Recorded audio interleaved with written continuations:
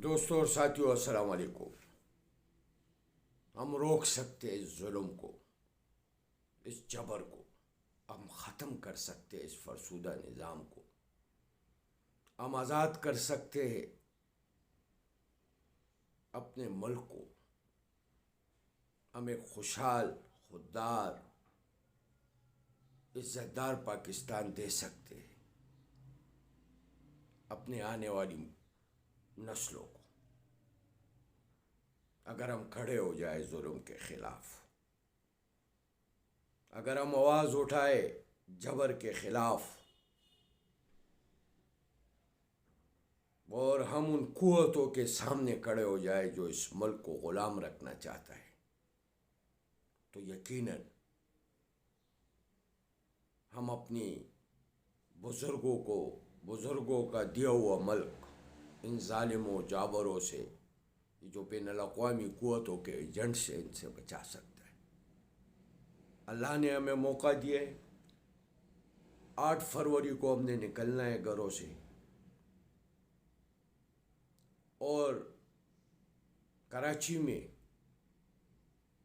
तहरीक इंसाफ के कैंडिडेट इमरान खान के नुमाइंदे मैदान में उतर चुके। जुल्म और जबर के बावजूद कि एफआईआरें कट रही है, गिरफ्तार हो रहे, रैलियाँ निकालने की इजाज़त नहीं है, कैंपेन चलाने की इजाज़त नहीं है, वर्करों के घरों पर छापे पड़ रहे, उसके बावजूद इमरान खान के नुमाइंदे कराची के हर हलके पे इलेक्शन लड़ रहे। दोस्तों साथियों,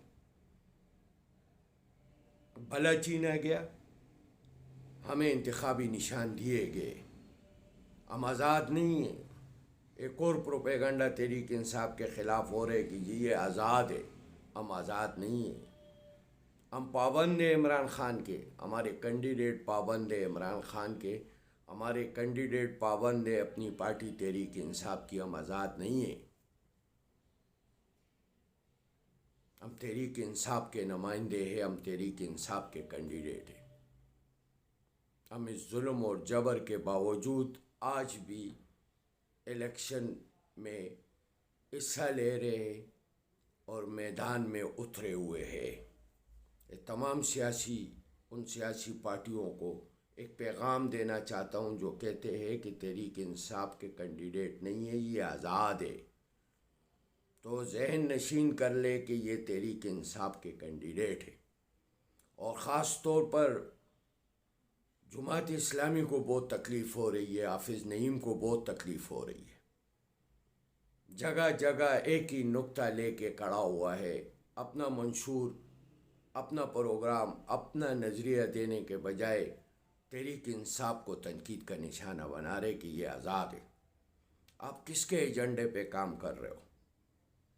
ये तो मुस्लिम लीग नून का बयानिया है, ये तो पीपल पार्टी का बयानिया है, ये तो इस्टेब्लिशमेंट का बयानिया है। आप किसके बयानिया पर निकल पड़े हो? आपके दफ्तर से, आपके इदारे से बल्दियाती इलेक्शन के दौरान हमारे तंजीमी अहदेदार गिरफ़्तार हुए थे। हमने तो गैर मशरूत तौर पर आपका ऐलान किया, हिमायत किया आपका। हमारे चेयरमैन गिरफ़्तार हुए, हमारे चेयरमैन अगवा हुए, हमारे चेयरमैनों के घरों पर, बल्दियाती नुमाइंदों के घरों पर छापे पड़े, चादर चार दिवाली पामाल हुई है आपकी हिमायत में। हम तो बाइकाट भी कर सकते थे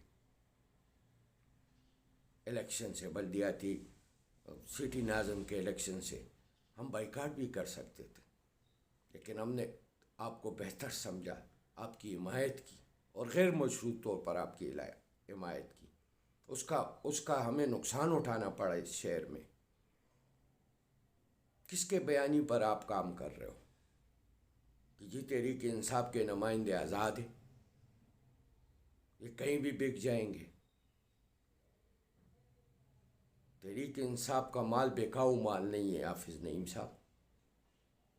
तहरीक इंसाफ 27 साल से इस मुल्क में जदोजहद कर रही है, और तहरीक इंसाफ की पॉलिसियों से, चाहे मुंतखब नुमाइंदा हो या गैर मुंतखब नुमाइंदा हो, जब भी बगावत की है, पार्टी ने अपने आप को मुश्किल में डाला और उन लोगों को पार्टियों से निकाला है। तारीख़ गवाह है, हमने खैबर पख्तूनख्वा में 27 MPs को पार्टी से निकाला था। हमने कराची में नुकसान उठाया। हमने 30 चेयरमैनों को, तहरीक इंसाफ के नुमाइंदों को, जो आपसे और मुख्तलिफ़ सियासी पार्टियों से जीत कर आए थे, जब उन्होंने बगावत की कोशिश की तो हमने उनको पार्टी से निकाला। और ये नुकसान आपकी हिमायत में हमें उठाना पड़ा। तो लिहाजा तहरीक इंसाफ पर तनकीद करने के बजाय अपने गिरबान में हाफिज़ नईम साहब ज़रूर झांके। हमें पता है कि आप हमेशा आमिरों के इत्तेहादी रहे, ज़ियाउल हक के इत्तेहादी रहे, मुशर्रफ के इत्तेहादी रहे। हमें पता है कि आप कितनी एक जमहूरी पार्टी हो। हमें पता है कि इस कराची शहर के तालीमी इदारों में नौजवानों के हाथ में असलहा किसने पकड़वाया, तालीमी इदारों को किसने अर्गमाल बनाया। हमें पता है, हम जानते हैं सब कुछ।